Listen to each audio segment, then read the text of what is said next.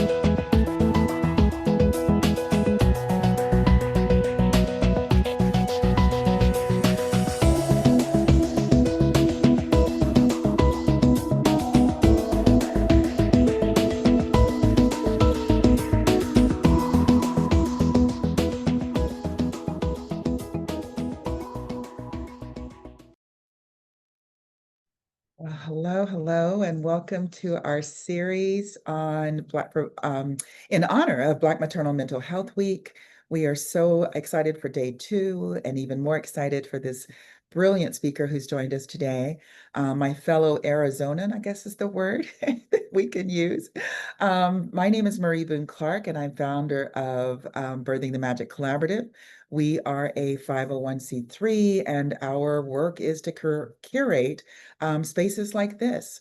So thank you for joining us for Weaving Wellness. This session is approved for 1 hour CE for nurses. And so to receive credit, you'll have to complete the post-event assessment using the QR code that we'll share at the end of our workshop. It is being recorded. It will be available on YouTube. However, the CE is only available to those who've joined us live. Now, I am excited to introduce our speaker, Dewanna Cuthbert. Dewanna is a mission-driven founder, strategist, and certified mental health specialist with over 7 years of experience at the intersection of reproductive wellness, mental health, and equity. She is the founder and CEO of Moonside Wellness, a community-centered organization that offers trauma-informed, culturally responsive support to individuals navigating pregnancy, birth, and postpartum. She's also a leader within Postpartum Support International, where she co-leads efforts to train and uplift BIPOC providers across the country. Dewanna, welcome. We're so honored to have you. And I always say the bio never truly reflects who we are. So I invite you to share with the audience who you are, why you do this work. The floor is yours, my friend. Thank you. Thank you. I'm so excited to be here and to share a little bit more about this topic. I get so invigorated around Black Maternal Mental Health Week, as I tell everyone. So a little bit more about me. I'm coming from the background of a full spectrum doula as well and childbirth educator. So a lot of the experience that I'll share here is in supporting families too in that way around perinatal mental health. Thank you. I know you wanted we'll just dive in, and I want, just so we can level set, I'll let you ground everyone in what we mean by this topic and how you view it, and then we can take questions at the end. Does that sound good? Sure. Okay. So weaving wellness, thinking about, all of those different ways that we show up in our lives and where we are coming from, thinking about mental health specifically in all of those different circles, again, that we're a part of, is a way to care for ourselves. It's a way to care for ourselves, care for our mental health, care for our families. So just finding ways to practically integrate that into our lives and integrate it into the systems that we are navigating during pregnancy or even before in looking to get pregnant and in the postpartum period. So I'm going to share my screen here.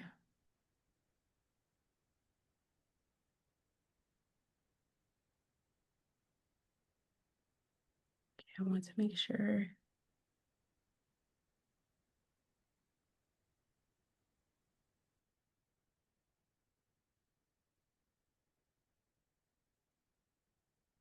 Okay, that you all are seeing my screen. Okay, so just a brief introduction here. Again, the title of this is Weaving Wellness, Mental Health, and the Power of Your Village. With that, we will get started with some order of business. Again, we'll do an introduction into the topic, go over some myths and facts about maternal mental health, because although there's growing awareness, there are still some things to uncover and to navigate and to centralize, especially as it pertains to Black birthing families. And then we'll talk about self-care in all of this, and the power of our village.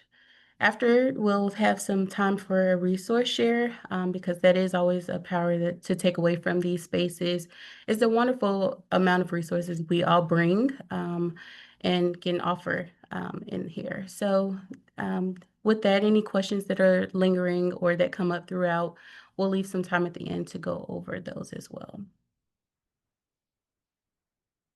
So an introduction about what we are talking about when we're saying perinatal mental health or Black Maternal Mental Health Week. Of course, everyone has mental health, and we think about that in the same way as our physical health, or our nutritional health. But with perinatal mental health, there are a range of ways or a range of conditions that can occur, either during pregnancy or up to 1 year following the birth.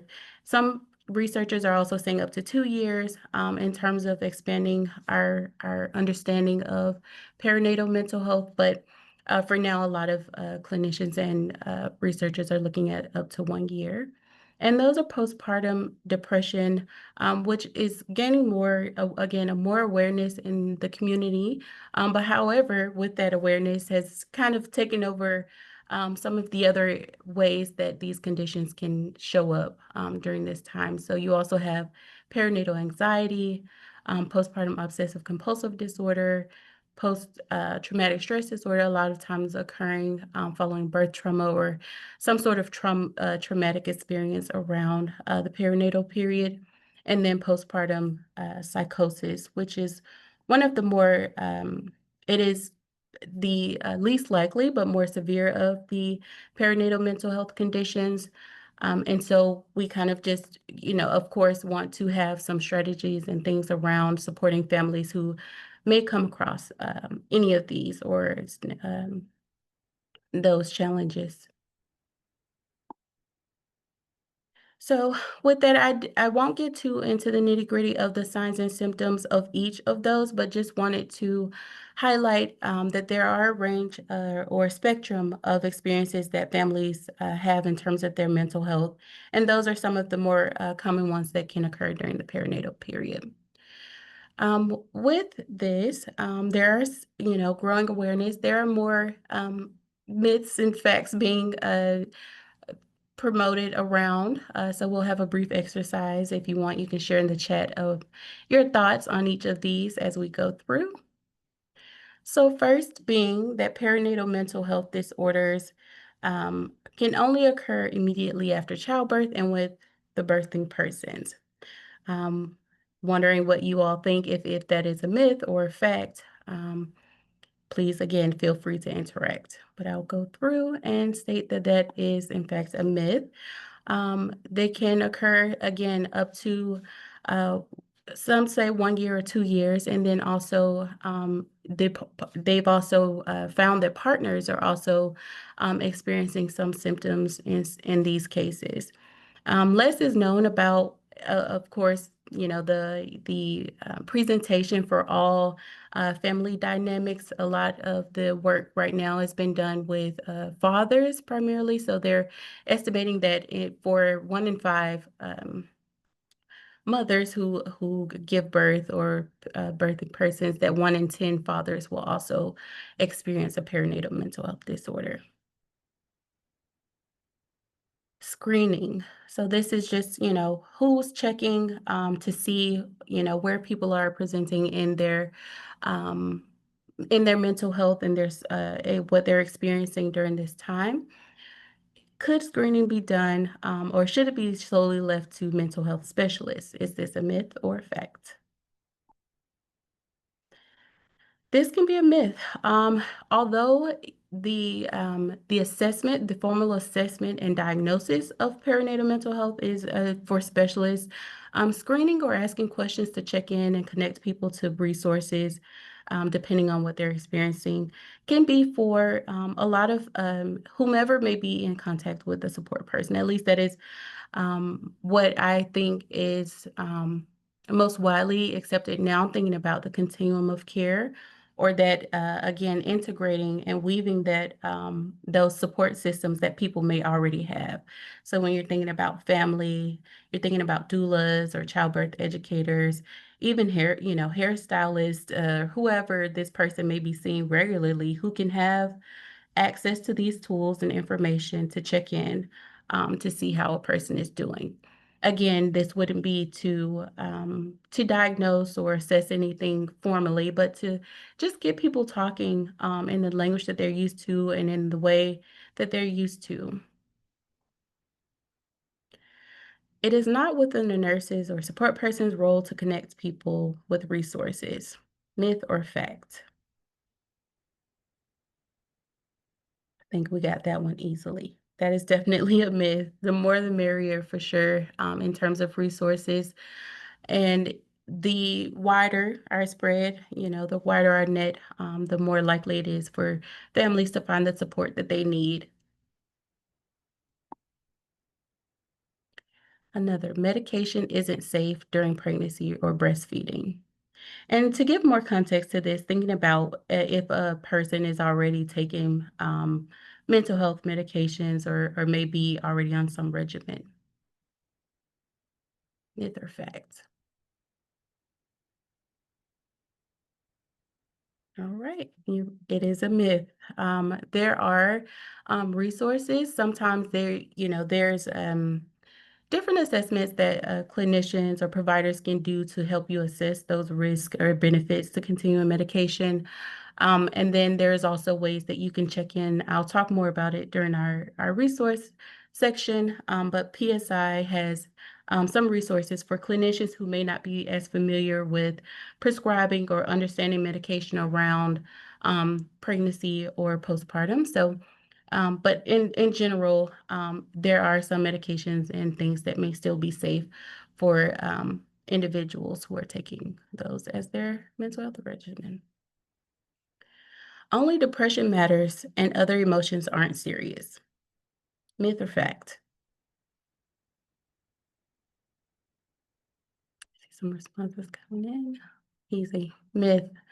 Again, there's a range of things that individuals can experience. Some folks, it may be within already their norm. So understanding just, what other things may come up during this time is very important. Not to minimize, depression as a central emotion to look out for, but um, also thinking about other things that can come up.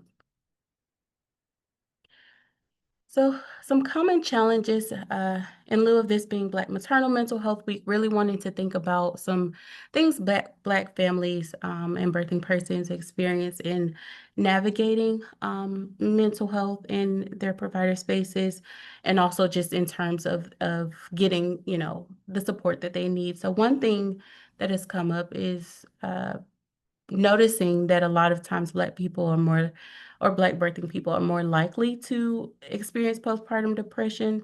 among other perinatal mental health disorders, but less likely to receive formal health care. So that is going to get treatment in hospital or community settings where those resources may be available. And a lot of times this is relating to not having those culturally congruent care systems, feeling, the fear of being reprimanded or having some sort of consequence, which leads to our next point is that a lot of times when the screenings are done for perinatal mental health disorders, not feeling that, and they can be honest or that they can share exactly what they may be feeling because of the fear of being seen unfit.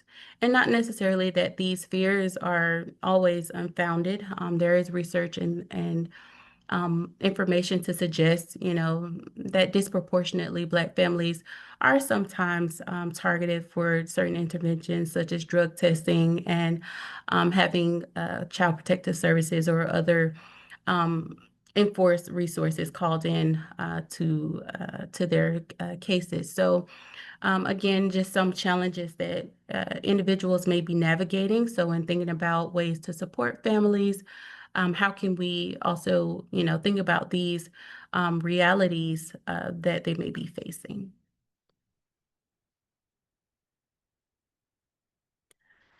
In that, finding a way to care for yourself if you are on the journey to become pregnant or postpartum, thinking about self-care. I like to, always start with what does it mean to you? I chuckle because I think about my husband, and when I say self-care, he's always referring to my woo-woo stuff is what he calls it. And that can, be different for everyone. So in this, it is important to really think about for each person and in each setting what self-care means for you. And it doesn't have to be what is, mainstream or, again, widely accepted by everyone. So some examples include creative outlets, practical, which we'll get a little bit more into that as we think about, again, weaving wellness and drawing other people into your support of self, and spiritual, as you may have guessed, is the woo-woo stuff that my husband is talking about. Physical, nutrition, hydration, all of that, which is very important, of course, to keep yourself healthy, and keep your, the growing fetus healthy and all of that. Mental and emotional, some tools include journaling, of course, talk therapy. I include here play therapy is one modality that is relatively new to me, but I'm so intrigued by it. And then just finding those ways to experience more joy, playfulness, and lightheartedness with, again, the heaviness of everything. And social, of course, thinking about those support groups that are nearby, staying in contact with people who are supportive of you and your journey.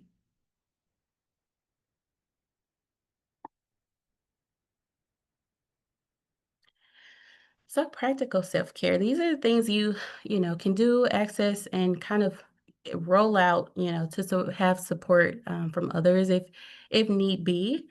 One of the first things is thinking about how to ask and accept help. Sometimes it is, the asking. You've navigated that and you've overcome. You've gained the courage to do that. But then also that next step is having the courage to accept help. So this could include things such as creating simple support schedules, such as who may be supporting during those immediate weeks postpartum, or who may be supporting you in certain settings.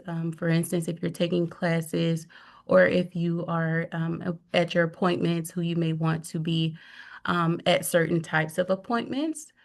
And then also setting small goals that are achievable. So this is, thinking about in especially those postpartum moments where things are just moving by so fast. You're trying to figure out when to sleep, when to eat, um, and all of the other things that come with having a new energy in the home. And so just setting small goals for yourself to maintain feasibility in adjusting to your new reality. So that is, things like texting or calling one person back or going outside if nature is something that provides care for you. And then one that I think, more research has come out over the past few years about social media and motherhood, especially around body image and things like that. So really being mindful of those practices. If you're a smartphone person, not going to get into iPhone versus Android debate, but you can set timers for your scrolling. You can mute your phones or mute certain channels at certain points. And then also delete accounts if they are causing you any discomfort or distress. So really paying attention to where you are and kind of what is feeding and fueling you in your journey, and then those things that are kind of taking those things away. Okay. So next we're getting into are partnering with providers. So thinking about those that village, right? So providers at one point become part of that village and become a part of your journey in a very intimate way. They're there to get to know you and to get to know a little bit more about, where you've come from, and sort of where you are and what your goals may be for yourself and for your pregnancy or postpartum.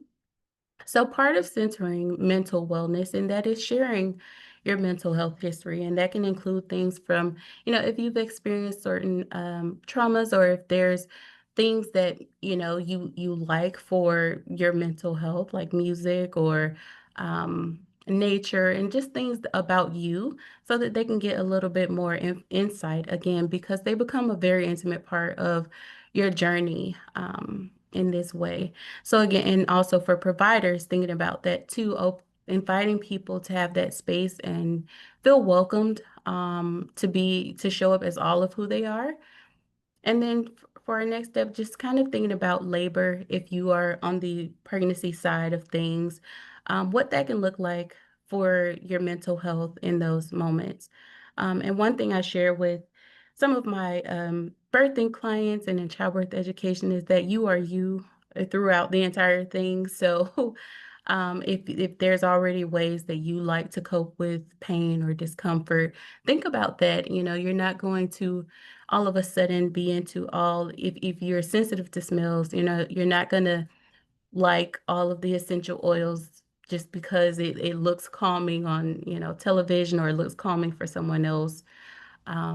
And also with things like music, even if it is something that provides a certain type of emotion, thinking about how it can stimulate, calmness or whatever emotion that you're trying to maintain in that space. Sharing communication preferences, and this is one I specifically lean in a lot of times with folks who have experienced certain traumas or who may have sensitivities to certain words or sounds. It's very nuanced, but again, if you're going to be seeing this person for the next couple of months, and if, intimately discussing things, I think that having guidance and sharing guidance with them about your communication preferences.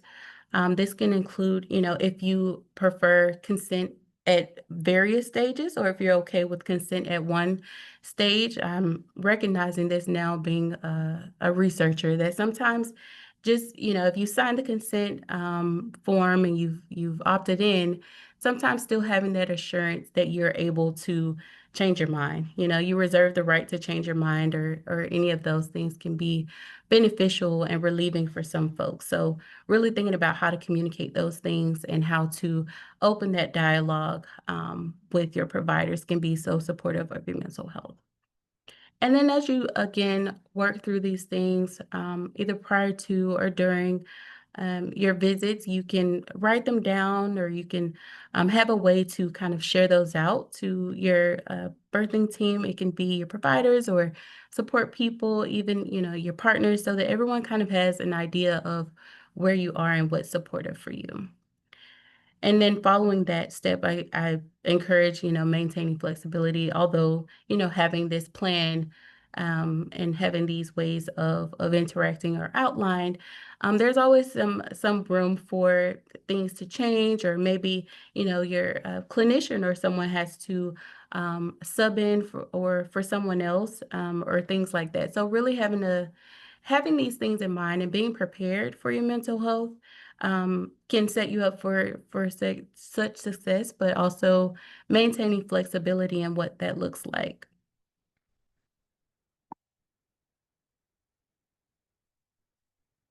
Thinking about the village. So as we talked about providers, we can talk about so many different ways that this can look. A lot of times we think of our village, and it may or may not be extended family or nuclear family. It could be the power of one or two. But either way, thinking about how this person can hold space and who specifically is holding space for you.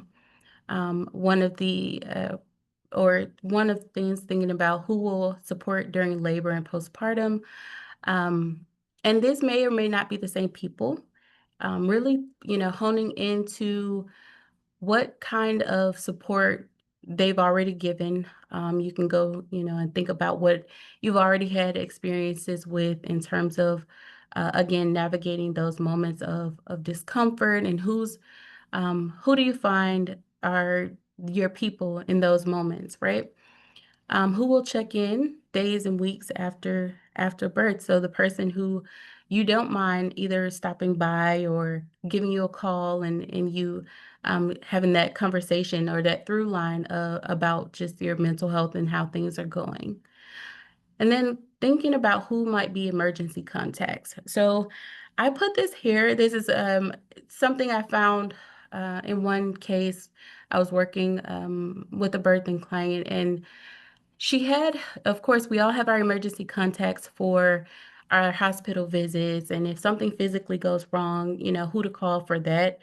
But she'd also, her and I, we worked through an emergency contact list for mental health, because the challenges that she'd already experienced prior to becoming pregnant, she kind of had this grasp on where things were for her, and who would be supporting her as her therapist and all of these things. And then her partner also had some understanding around this. So they were able to think about this ahead of time, which it in the end came into was very handy, because she, following birth, had some challenges around some of her family members coming in who, had triggered some things for her. And she was kind of having a lot of sorry, I get choked up even thinking about it, because it was just one of those moments where having the right support and really seeing the power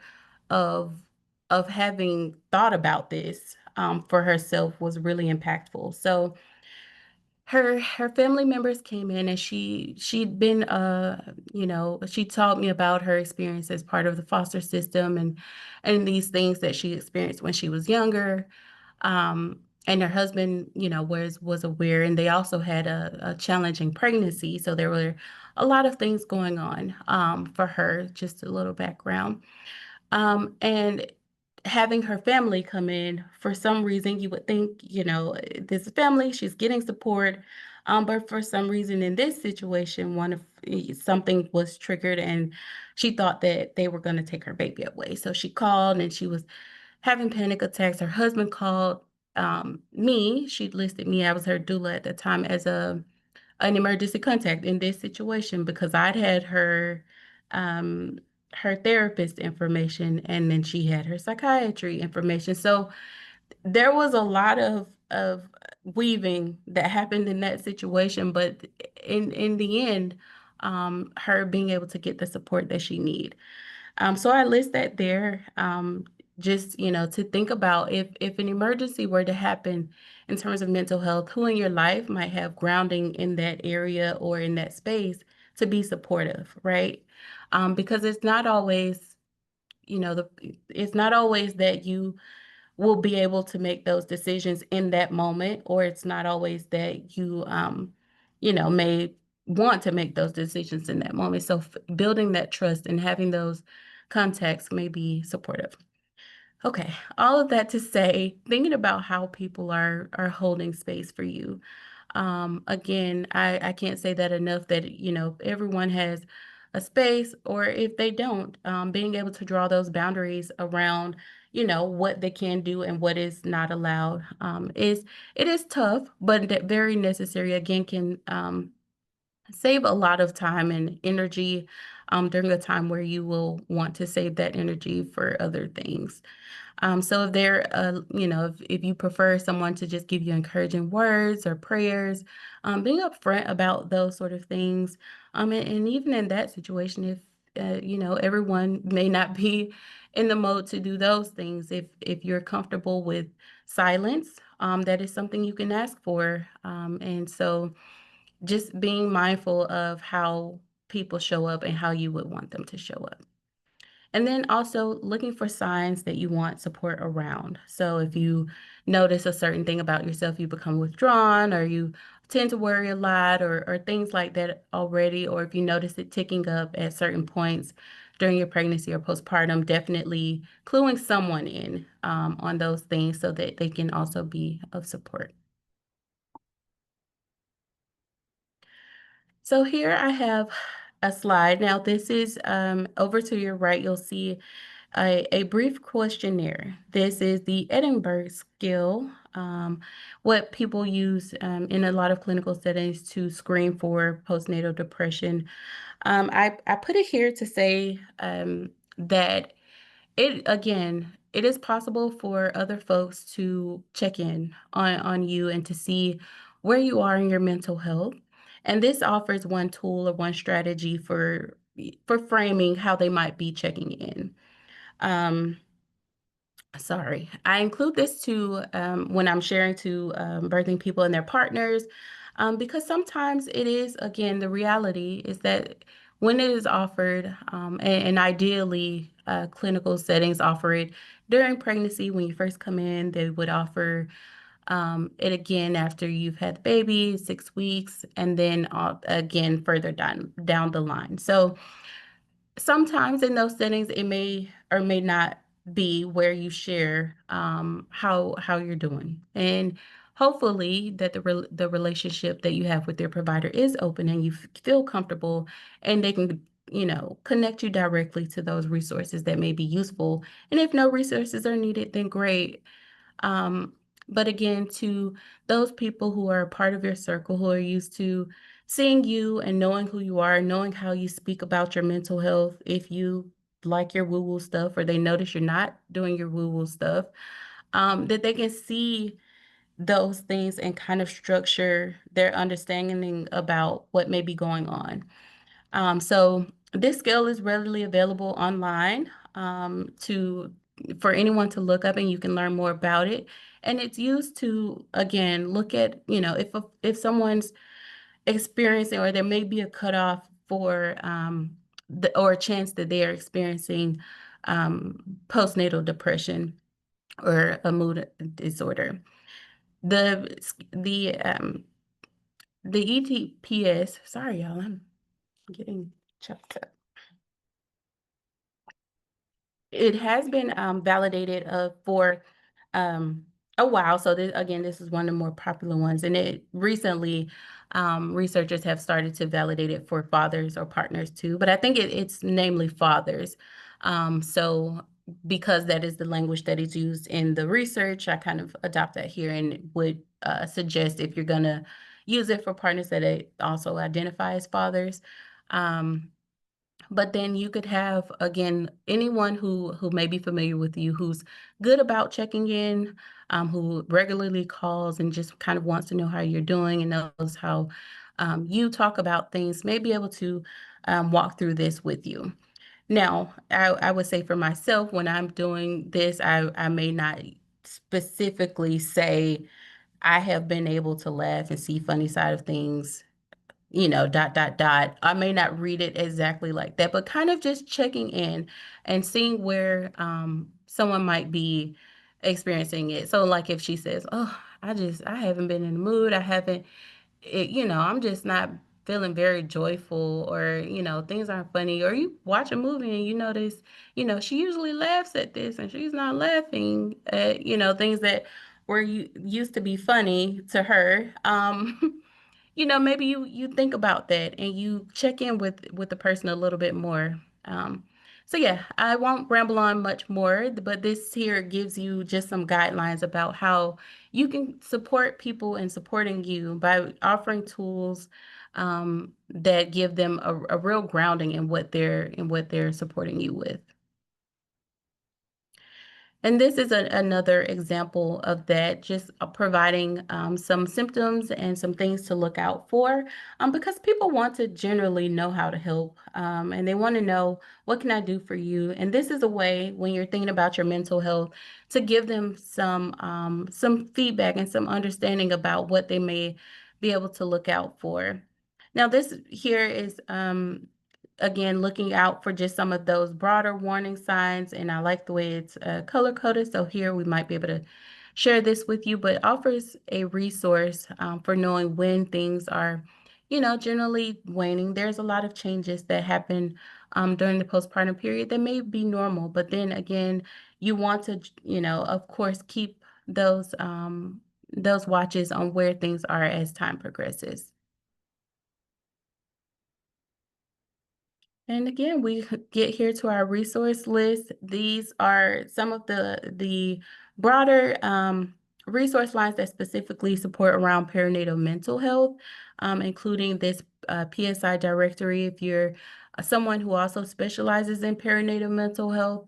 And even if you haven't gone through their program to get the specific certification, but this is a population that you work with and have a area of specialty, please do join the directory. I think that it's been a great resource for myself. I'm also a volunteer coordinator for PSI in Arizona. So what I do is literally help connect people who may be experiencing challenges to local resources such as support groups or therapists who specialize in working with the population.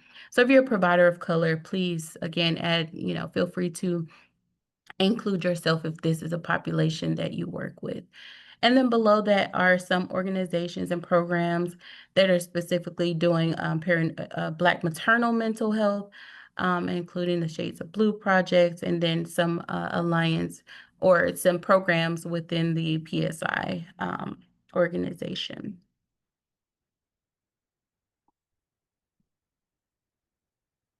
And we have reached our Q&A section, or we've reached a point where, of course, you can feel free to share any of your thoughts and ask questions.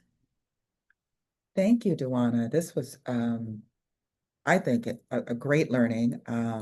If you have questions, please drop them in the chat. I know one that I was trying to do was to drop the Edinburgh, the emotional check-in, in the chat, and I will do that. The other question that is whether we'll be able to share your slides or some of your slides, particularly the last page or so that had the um, resources listed. Sure. Yes, Okay. I can send those to you. And is that something that can happen with the emails that people signed up with? Oh, yes. If Yeah. you give it to me, I can we can email it and we'll also send the recording. So um one of the topics that I brought from last night's workshop is we often encourage mamas, right, to make that plan or to think about what they'll need in the postpartum period. Mhm. But what bubbled out of that conversation was that many don't know where to start. Like we don't know what we don't know. And are you aware of any templates? Because you know, like there are templates that say like for your birth plan, or there are templates Mhm. that are there worksheet downloadable things that are worksheets about what you should pack for the hospital. Is there anything that sort of gets mama thinking about um, what support she may actually need um, in the postpartum period, or how to have that conversation with her family? Are you aware of For anything sure. like that? Yeah, I actually have a few colleagues who've developed great ones. Have a very simple one, but I can definitely share with you after this some resources that can also be sent out to folks for thinking about planning around perinatal mental health. Oh, wonderful. Okay. Yeah. And That, that is true. I found that for myself, that was something I gained from speaking with a perinatal mental health therapist, and she'd given me literally it was only tailored for perinatal mental health, and I thought that was so useful. And like you said, it's something that if you're not thinking about it, you don't even know where to look. hmm. Or what's a, yeah. So here's another question. You've done a lot of work around culturally responsive workshops, right? What's one element that you feel is missing from mainstream mental health resources that you make sure to center when working with Black birthing people? For sure. And I had a little chance to talk about this just this past weekend. One of the things I really focus on is language. I think that sometimes when we talk about mental health, or we talk about what we're experiencing. Also, sorry, and I didn't touch on this during, but a lot of times the physical symptoms and things that come up that are related to mental health that we don't think about.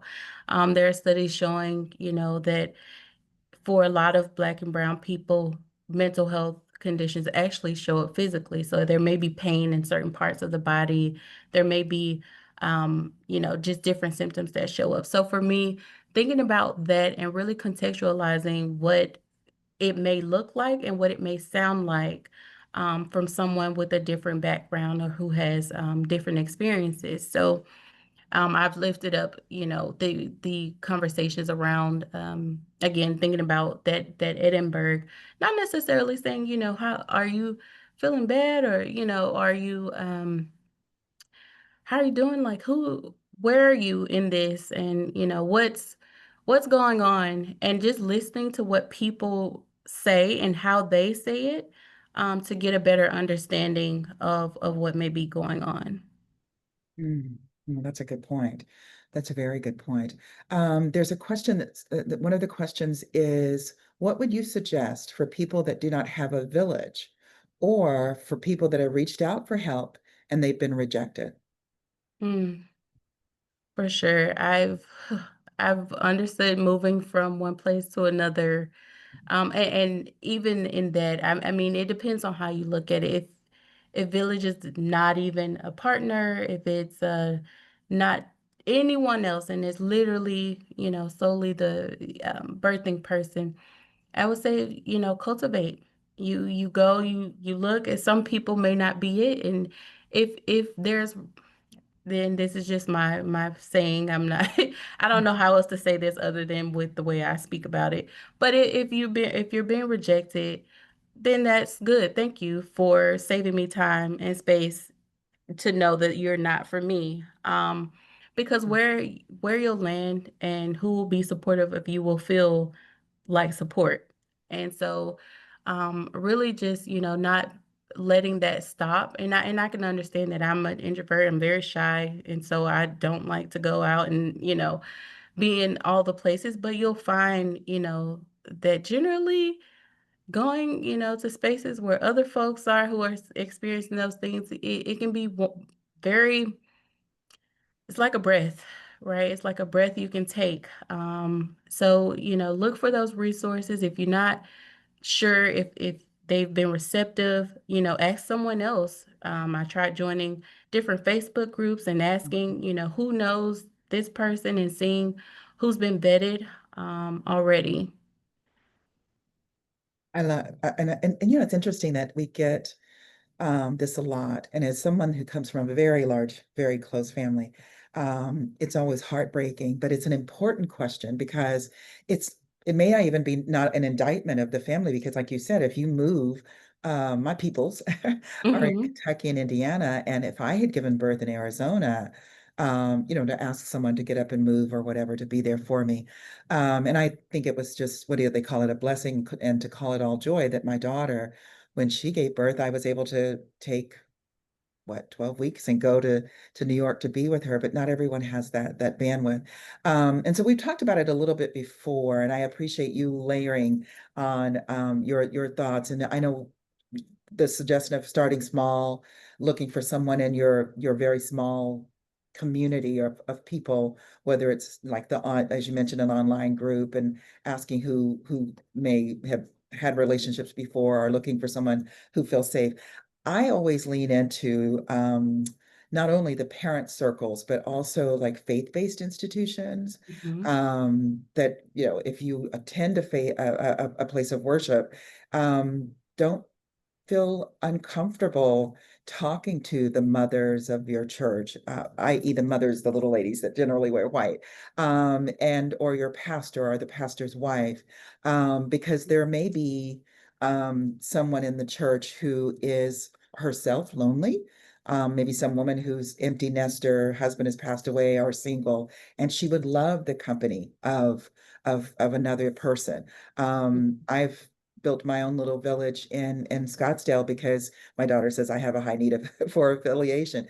So there are young women that have, taken the place, not taken the place, but fill my gap of not having the grandbabies all the time. So build your own little patchwork village, I guess, is where I'm going. Mhm. Um, Next question. Sometimes we talk about trauma and healing um, like they're in isolation of the rest of our life. Mhm. Um, what does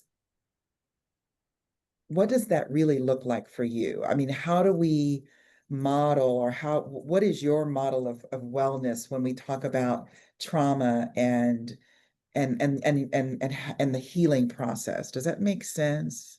Oh, for sure. And that kind of goes into that, piece about showing up as who you are, in every space. As you said, it doesn't go like this. There's no linear model to trauma and healing, for sure. And you just never know when things may present themselves, right? And I think that a part of it is being open and acknowledging where those things show up, because you'll learn a lot about yourself. You'll learn a lot about your healing mode and what that looks like for you, and and then in that you can find who may be in alignment with that. So a lot of language there to say, really thinking about how you show up. I can't say it any other way, and that includes whatever trauma may be there for you or for your family. And sometimes intergenerational. It is things that you may or may not have even tapped into. I solely, believe in that. And so um, but being aware and being open to what's presented and who's aligning with your healing process. So whatever that looks like. And one way that can be is in learning how to communicate about those things and learning how others' communication towards you may be supportive of your journey. So that one I hear a lot about in provider spaces of with clients who've had trauma, is how they're being talked to and how they're being interacted with. So if that is something you notice for yourself in your own healing journey, being able to advocate for that in whatever space you're in, and that can start, a lot of times in that relationship with your providers, because a lot of the healing is relational. It's not done in isolation. It's not done solely, by yourself and thinking about it and meditating on it. A lot of times it is someone else being willing to be open with you and being supportive. So I hope that answered your question, Marie. It did, it did. And if I get quiet, it's because I'm writing. Um, I love this point from, I believe it's Karen. I think it's Karen that's been with us before, but her organization is called Imagined Possibilities. And she points out, and going back to what if you don't have a built-in village? And she suggests that we think about making sure that you have a BIPOC provider who is connected to your unique experience and not removed from, quote, the struggle. So cultural congruence certainly is a big part of our healing. And don't be afraid to tell your doc. If you're having a C-section and and if you don't know, we'll let you know. It's going to take you a bit to recover physically as well as, in the context of your emotional health. Don't be afraid to tell your doctor, I don't live near family, or my family doesn't have the capacity to support me through this. Do you have suggestions? And maybe there are local resources that he or she can refer you to in terms of like, I was talking to someone that was, what state where they send, is it Georgia, Dewanna, where they have patient care teams that come in um, postpartum, and it's covered by the state. Mhm. I know in New York, regardless of one's income, 5 years ago at least, if you delivered at New York Press, which is where my daughter delivered, they had these nurses that came once a week. I forget what they were called. They took Mhm. Grace's blood pressure. They, talked to her about her breastfeeding. And so those may be, resources for you. And yes, Karen, I do agree. That's where your postpartum doulas are so critical. I also Mhm. acknowledge, Karen, that in some communities, including my former hometown, we don't have a lot of doulas. So with hundreds of thousands of people, I think there are like seven in the city or whatever. So looking outside that, but certainly the postpartum doula is critical. Let's see, we got a question in the Q&As. Can a woman show signs of mental instability once she delivers a baby? So for instance, can she then be diagnosed with bipolar due to hormonal changes? Did that make sense? Let me say it again. Can a woman show signs Mhm. of mental instability once she delivers a baby? For instance, can she be diagnosed with bipolar due to hormonal changes? Right. I think I understand where it's going, which is why there are recommendations for when each of these assessments are done. So I think for bipolar disorder, if I'm recalling correctly, that one's done a little further out. With with the depression, they are done at the initial visit. Then you have like 3 weeks and 6 weeks, and that's in some ways to catch whether there's progression in symptoms, right? And so for as you mentioned, the mood changes and the hormonal fluctuations and things that are happening immediately postpartum, there is a kind of like a normal expectation of some of those shifts and changes in mood, and emotions that people are trained to watch out for. Again, if you have gone through your visits with your clinician, ideally, they will have done the assessments to kind of see what your base level would be, and then have, those notes transcribed. So whoever may, um, if they're not the ones who are delivering the child, they may have more information about where you are um, in that part of your journey. So I hope that answers the question, but a lot of times the formal assessment for something like bipolar disorder or another would take place a little further out than immediately postpartum, just because that baseline of understanding what the normal fluctuations and changes may be. So I believe they say around 2 weeks, up to 2 weeks after a person has delivered, they will, have gone through a certain amount of fluctuations. They call it baby blue. So you may notice like some intense sadness, and that is kind of on the normal spectrum of what is experienced. But then there are other scenarios where those symptoms may be more severe. So that after they've done screening, they usually a clinician may do an assessment of severity for the symptoms so they can see where you are in terms of, again, those what would be considered normal and what would be kind of a little bit past the cutoff or beyond the cutoff for official diagnosis. I hope that helps. It does. So if I hear you correctly, that yes, well, it can emerge during the postpartum period, particularly if there were some precursors. Am I saying that correctly? Right. Correct. And so that would put you at higher risk. And so the hormonal changes could unmask it. It's not as if the hormonal changes from birth caused it. Did I say it Right. right? Right. Okay. And there may be, depending on the severity of symptoms, some clinicians may even recommend during pregnancy, and those would usually be more noticeable symptoms that are different than just the normal fluctuations of mood changes and things like that. Then the question is, so then the hormonal changes of the body exacerbate what may have already been laying dormant. Correct. And that's, yes, correct. Yes. Which is why, I'm so passionate about this is that there's an opportunity to support people not who are not only, struggling postpartum, but who may have been struggling for a long time, but because they are now pregnant and regularly seeing someone most likely for their health, there's an opportunity to support them what might have been missed in the first place. So yes, I think that sometimes in those cases where it may have already been dormant, a lot of it is also being caught during postpartum. And that's a good, because if I'm hearing you correctly, and that may also be the first time it pinged me to think that maybe the first time in a while that mom has even seen a practitioner, right? Or maybe the first time ever that she's seen or had her mental health evaluated, or for lack of a better word. Right. Karen made a comment that one to two of every 1,000 births results in postpartum psychosis. Hmm. So, Which is very severe and requires immediate attention. mm.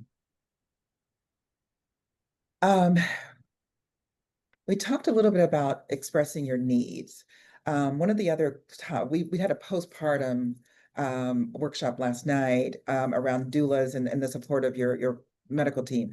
And so there were some questions that came up. One is, how do you help new parents set and hold boundaries when it comes to visitors? Like, well, when it comes to visitors, opinions, unsolicited advice, how do you help them navigate that without necessarily causing family trauma? Oh yeah. Well, I think this one depends on your style, right? Some people are very good at being direct and setting those boundaries and saying this is, what would be useful, what wouldn't be useful. But I think having something for them to do. So that sounds a little weird. But it's, if it's supportive, if absolutely no contact, no nothing, and you prefer silence, being clear about what you need, and it is not about them, right? This is not a time or what I like to tell people, there are seasons of giving and seasons of receiving. This is a season of receiving if you are pregnant, or postpartum. So, it's being really intentional about what you're receiving. So telling folks, I would like to receive silence is okay, or I would like to receive a call once a week, or I would like to receive support with meal delivery. Being very specific, gives up folks who may want to be supportive, may not know how to be supportive, or if they do know how to be supportive, just more direction in what is useful for you. And I think that helps in setting those boundaries. If you are just really clear and honest just about what you need and being sure to, let them know that it is not about, them or their capabilities, just that that you're seeking different types of support at this point. Mm. Such a good point. I want to go back to talking about the doula team and how they can be a support for mama in navigating some of this. Mm-hmm. Naima says, as a doula, I have a birth team meeting if possible, and I bring up some of these topics. Sometimes family members do not realize how they can affect the new parents, and she then gets to play the role as heavy. And Mm-hmm. so we've talked about this in some of our workshops before. Y'all can quote me. You can say, this little woman at Birthing the Magic said, or you can quote Dewanna, but say, Dewanna, who is an expert, truly said, I need y'all to do my laundry and I need you to give me Mm-hmm. space and I need you to be silent when I'm silent. Mm-hmm. So I am very big at regurgitating who the expert is. And there's a reason that we include their bios, because if you need to pull up the video, you've got how brilliant Dewanna is, and you can share that with your family. Um, And then I agree, Tashina, that making sure that they aren't coming just to hold the babies. Mamas deserve to be held as well. Mhm. Um, this is a good one, Karen. Thinking about how birth can trigger dormant issues, and I think you touched on this a little bit, Dewanna, early on your in your presentation, like the case study that you had around the young woman who had experienced some trauma. Karen reiterated that in terms of birth can trigger dormant issues attached to molestation, rape, and abuse, and that's certainly true. Mhm. We are at the end of our time. I know we could keep going for another hour, but I want to be respectful of everyone's time. Thank you, Dewanna, so much for all that you do to help families, your work with PSI, and your support for practitioners. Thank you guys for joining us. We will email you the QR code so that for those of you who need are able to or want CEs as a nurse, you will be able to provide that. You're correct, Naima. Fathers are typically overlooked in this space. And I think Dewanna did a beautiful job of talking about using the Edinburgh she did have it, gave it to me or gave us instructions that we were to drop it in the chat, but I couldn't get it to transfer from, anyway, I'll send it in the email as an attachment for you guys. But thank you so much. I don't know if you're looking at the chat, Dewanna, lots of love Thank you. from the audience. So well done. We appreciate your time and energy. And thank you guys for joining us tonight at 7 Eastern. Very quickly, let me do this quick announcement. Our event tonight is not to be missed. If you don't know Dr. Joy Baker, you need to come find Dr. Joy Baker. She is a brilliant obstetrician, but she has a passion around mental health. And so at Mhm. 7 Eastern, Dr. Joy will be talking about delivering joy, real talk on protecting your mind and body from a mental health perspective as well as physiologically. So if you haven't registered, do so. And we look forward to seeing you later today. And Dewanna, I hope to see you not next time I'm in Arizona, when I'm back home in Yeah. Arizona. You guys have a great night. Thank Yes, you you. too. Thank you, everyone. Bye.